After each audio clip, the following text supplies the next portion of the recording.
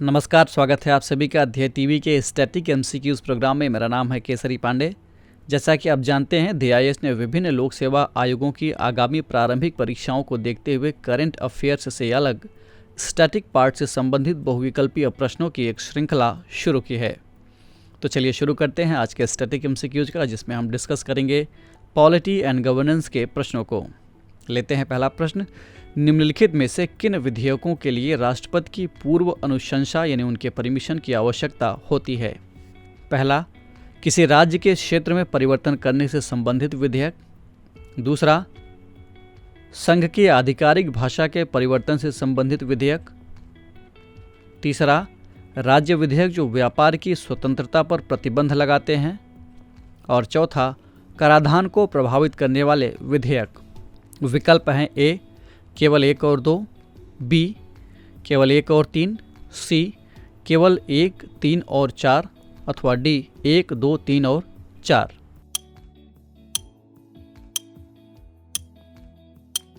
इस प्रश्न का सही उत्तर है विकल्प सी, यानी केवल 1, 3 और 4 में दिए गए विधेयकों के लिए राष्ट्रपति के पूर्व अनुशंसा की आवश्यकता होती है। इसकी व्याख्या देख लेते हैं। संसद की आधिकारिक भाषा में परिवर्तन करने से संबंधित विधेयकों की प्रस्तुति के लिए राष्ट्रपति की पूर्व अनुशंसा की आवश्यकता नहीं होती है। राष्ट्रपति की पूर्व सहमति के बाद ही सदन में प्रस्तुत किए जाने वाले विधेयकों में शामिल हैं: पहला, धन विधेयक अथवा वित्त विधेयक, किसी राज्य के क्षेत्र में परिवर्तन करने से संबंधित विधेयक, कराधान को प्रभावित करने वाले विधेयक, और चौथा, राज्य विधेयक जो व्यापार की स्वतंत्रता पर प्रतिबंध आरोपित करते हैं, जिनका जिक्र अनुच्छेद 304 में है। बढ़ते हैं दूसरे प्रश्न की ओर। निम्नलिखित में कौन सा अथवा कौन से कथन सत्य हैं? पहला, किसी राज्य में किन जातियों को अनुसूचित जाति माना जाएगा ये तय करने का अधिकार राष्ट्रपति के पास है। दूसरा, किसी राज्य की अनुसूचित जाति की सूची में नई जातियों को जोड़ने का अधिकार संसद के पास है।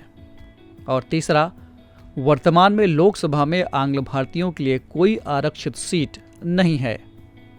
विकल्प हैं ए केवल 2, बी केवल 1 और 2, सी केवल 1 और 3, अथवा डी 1, 2 और 3।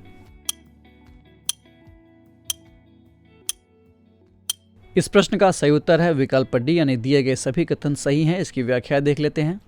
किसी राज्य में किन जातियों को अनुसूचित जाति माना जाएगा ये तय करने का अधिकार राष्ट्रपति के पास है, लेकिन राष्ट्रपति द्वारा जारी अधिसूचना में किसी अनुसूचित जाति या अनुसूचित जनजाति को जोड़ने या हटाने का अधिकार केवल और केवल संसद के पास है। 104वें संविधान संशोधन अधिनियम द्वारा लोकसभा में आंग्ल भारतीयों की आरक्षित सीटों को समाप्त कर दिया गया है। बढ़ते हैं तीसरे प्रश्न की ओर। निम्नलिखित में कौन सा अथवा कौन से कथन सत्य हैं? पहला, अनुच्छेद 371 बी के अंतर्गत असम राज्य के संबंध में राज्यपाल राज्य की विधानसभा के जनजातीय क्षेत्रों से चुने गए सदस्यों द्वारा एक समिति का गठन कर सकता है। दूसरा, मूल संविधान में किसी राज्य के लिए विशेष प्रावधान नहीं दिए गए थे। विकल्प हैं ए केवल 1, बी केवल 2, सी 1 और 2 दोनों, अथवा डी इनमें से कोई नहीं। इस प्रश्न का सही उत्तर है विकल्प बी, यानी केवल कथन 2 सत्य है। इसकी व्याख्या देख लेते हैं। कथन 1 सही नहीं है, जबकि कथन 2 सही है। अनुच्छेद 371 बी के अनुसार असम राज्य के संबंध में राष्ट्रपति न कि राज्यपाल, राष्ट्रपति राज्य की विधानसभा के जनजातीय क्षेत्रों से चुने गए सदस्यों द्वारा या जिन्हें वो उचित समझे इसके द्वारा एक समिति का गठन कर सकता है। मूल संविधान में किसी राज्य के लिए विशेष प्रावधान नहीं दिए गए थे। इन प्रावधानों को संबंधित राज्य की विशेष आवश्यकताओं के आधार पर राज्यों के पुनर्गठन के समय संविधान संशोधनों के द्वारा जोड़ा गया है। बढ़ते हैं चौथे प्रश्न की ओर। भारत में विधायी निकायों में आंग्ल भारतीयों के प्रतिनिधित्व के संदर्भ में निम्नलिखित में कौन सा अथवा कौन से कथन सत्य हैं? पहला, भारत शासन अधिनियम 1909 के तहत पहली बार भारत में आंग्ल भारतीयों के लिए पृथक निर्वाचन का प्रावधान किया गया। दूसरा, आंग्ल भारतीय समुदाय के 2 सदस्यों को राज्यसभा में नामांकित करने के लिए एक संवैधानिक प्रावधान है। विकल्प हैं ए केवल 1, बी केवल 2, सी 1 और 2 दोनों, अथवा डी इनमें से कोई नहीं।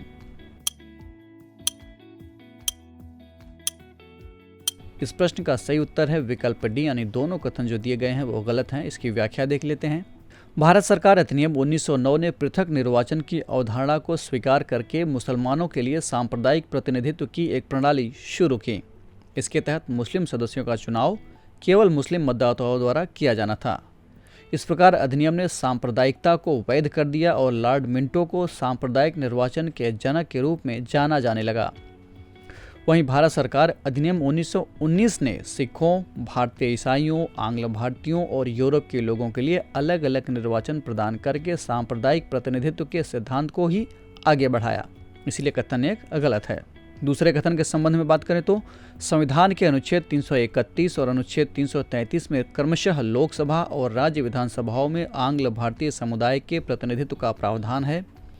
हाल ही में संसद ने SC/ST के लिए आरक्षण का विस्तार करते हुए 126वां संविधान संशोधन विधेयक पारित किया, लेकिन आंग्ल भारतीयों को लोकसभा एवं कुछ राज्य विधानसभाओं में मनोनीत करने का प्रावधान किया गया है। इसीलिए कथन 2 गलत है। यहाँ आपको कंफ्यूज नहीं होना है, क्योंकि संविधान के अनुच्छेद 331 और 333 में जो प्रावधान किए गए हैं उन्हें लागू करने के लिए, यानी SC/ST और आंग्ल भारतीयों के रिजर्वेशन के लिए संसद अलग से कानून बना करके इस रिजर्वेशन को लागू करती है। तो जो 126वां संविधान संशोधन विधेयक है, जो कि आगे चलकर 104 संविधान संशोधन एक्ट बना, उसमें SC/ST के लिए रिजर्वेशन को तो बढ़ा दिया गया, लेकिन आंग्ल भारतीय लोगों के लिए जो लोकसभा में रिजर्वेशन का प्रावधान है या राज्य विधानसभा में, वो रिजर्वेशन समाप्त कर दिया गया। बढ़ते हैं 5वें प्रश्न की ओर। अंतर्राज्यीय परिषद के संदर्भ में निम्नलिखित में से कौन सी शक्तियां राष्ट्रपति को प्राप्त हैं? पहला, राष्ट्रपति ऐसी परिषद की स्थापना कर सकता है। दूसरा, वो ऐसी परिषद के द्वारा किए जाने वाले कर्तव्यों की प्रकृति को परिभाषित कर सकता है। तीसरा, वो इसके संगठन और इसके कार्य पद्धति को तय कर सकता है। विकल्प हैं A केवल 1, B केवल 1 और 2, C केवल 2 और 3 अथवा D 1, 2 और 3।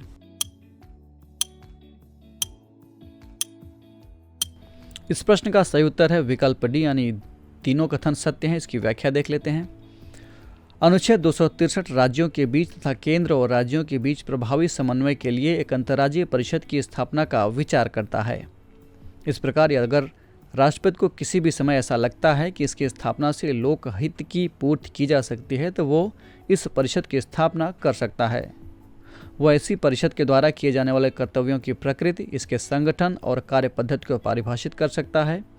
हालांकि राष्ट्रपति को अंतर्राज्यीय परिषद के कर्तव्यों को परिभाषित करने का अधिकार तो है। अनुच्छेद 263 उन कर्तव्यों को निर्दिष्ट करता है जिन्हें इसे सौंपा जा सकता है। तो ये था आज का स्टैटिक MCQs कार्यक्रम। कमेंट करके हमें ज़रूर बताइएगा कि आपके 5 में से कितने प्रश्न सही हुए। अगर आपको ये कार्यक्रम अच्छा लगा तो ध्येय IAS के इस चैनल को लाइक, सब्सक्राइब अथवा शेयर करना ना भूलें। साथ ही बेल आइकन भी प्रेस करें ताकि आपको हमारे आने वाले सभी प्रोग्राम्स का नोटिफिकेशन मिलता रहे। अगले दिन हम फिर हाजिर होंगे एक नए विषय के स्टैटिक MCQs के साथ। तब तक के लिए पढ़ते रहिए और बढ़ते रहिए। नमस्कार।